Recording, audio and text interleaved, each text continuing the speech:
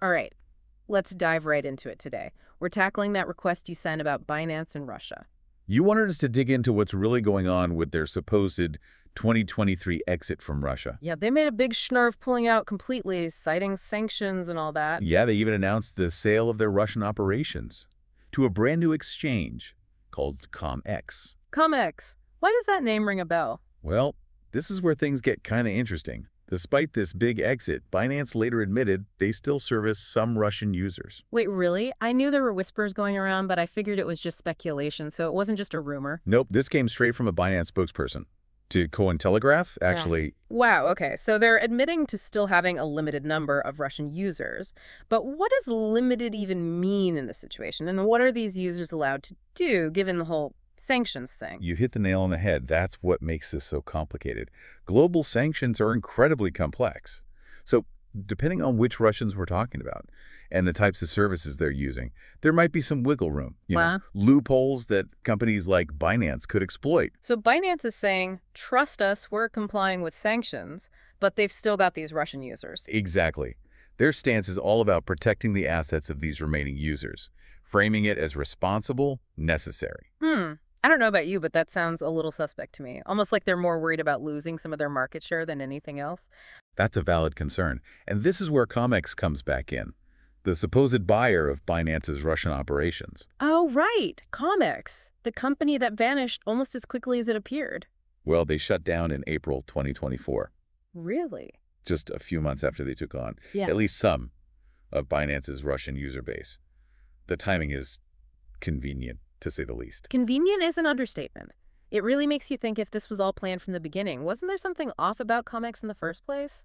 You're right, practically nobody had heard of them before this deal. They just kind of materialized, claiming no ties to Binance. Okay. Even though this is the funny part, some of their staff were ex-Binance Russia employees. Oh, come on. That's just shady. Makes that initial exit seem a lot less like a clean break and a lot more like, well, a strategic maneuver.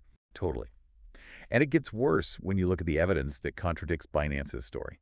Oh, tell me more. I'm all ears. Well, they claim that direct trading for Russian users is a no-go, right? But their Russian language Telegram channel tells a different story.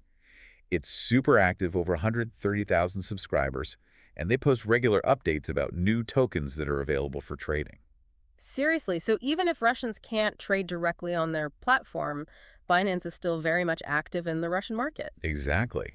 And get this, website traffic data shows that Russia still makes up a significant portion of visitors to Binance's website, Wow. compared to a place like Turkey and Vietnam.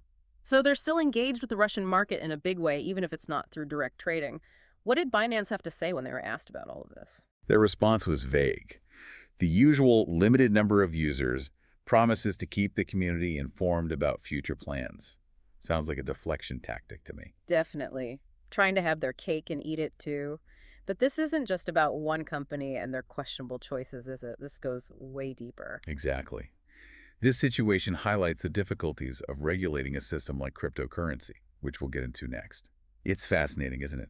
This whole situation, it really exposes this tension at the heart of cryptocurrency. You mean how it's designed to exist outside of government control, but it still has to operate in the real world? Exactly. Cryptocurrency, at its core, it aims for this sort of decentralized utopia, Right. free from all the traditional financial systems and their regulations. But the reality is, it's a lot more complicated than that. Yeah, you've got these companies like Binance. They have to play by the rules. They do.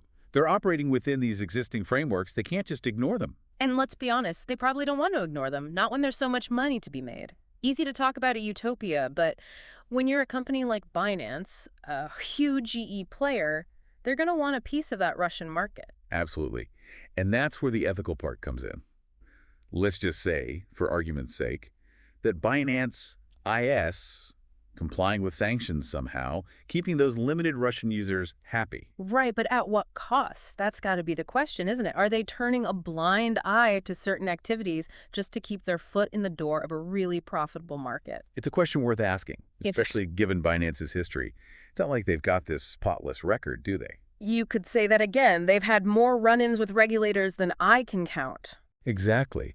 So their track record isn't exactly reassuring. This whole Russia thing, even if it's technically legal, it feels like more of the same. They're pushing the boundaries, seeing what they can get away with. Like a game of chicken with the regulators. Right. And so far they're winning. Which goes back to your point about how hard it is to regulate a decentralized system. Yeah, it seems impossible. It's like the regulators are always a step behind trying to catch up. They are. It's not just Binance either. It's the whole crypto space. Yeah. How do you regulate something that's designed to be unregulated? It's the ultimate paradox. And meanwhile, you've got countries like Russia facing these sanctions, and they probably see crypto as a way to get around them. Exactly. It's a very complex game. And Binance is right there in the middle of it. Making moves that could have huge consequences. So, what now? Is this the new normal? Crypto companies pushing the limits, regulators struggling to keep up? That's the million-dollar question. Yeah. What this really shows is that we need clearer rules for crypto. And not just one country, but globally. Right, because let's face it, in the world of crypto, borders don't really mean much. They don't. You can't just put up walls around it. Yeah. Someone in Russia wants to use the service, they'll find a way. Exactly. So then what do? We need a completely different approach. A global conversation about how to keep the good parts of decentralized finance, but also have transparency, accountability, even some control. That's a lot to unpack. Seems like a long shot, honestly. It is. But it's also a really exciting time to be watching this all unfold.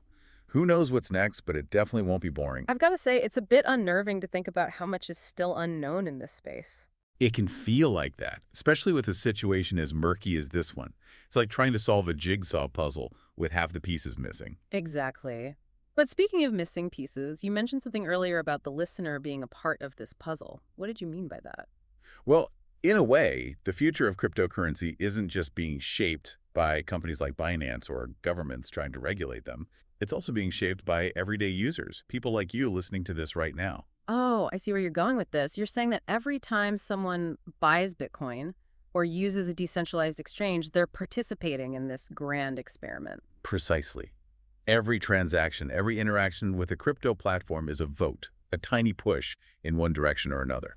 So it's like we're all players in this massive online game, whether we realize it or not.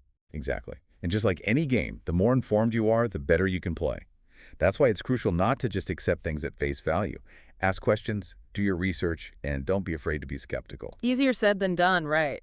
Especially with so much jargon and misinformation swirling around, it can feel like you need a PhD in cryptography just to understand what's going on. That's where critical thinking becomes your most valuable asset.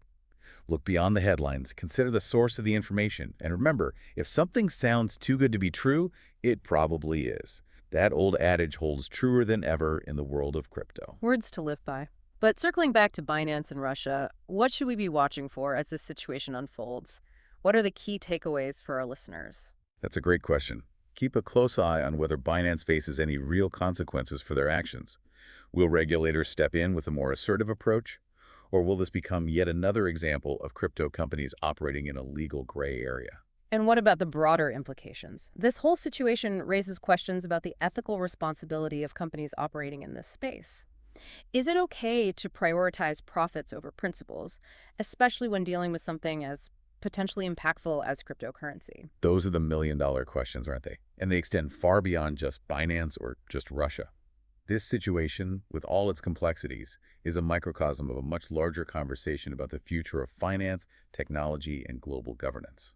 So our deep dive into Binance and Russia has uncovered a Pandora's box of questions and challenges. In a nutshell, yes.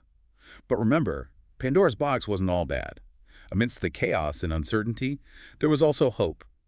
And I believe that same sense of hope applies to the future of cryptocurrency as well. I like the way you think. So what's the final thought you'll leave our listeners with today? Stay curious, stay informed, and most importantly, stay engaged. The future of finance is being written right now, and we all have a role to play in shaping it responsibly. Couldn't have said it better myself.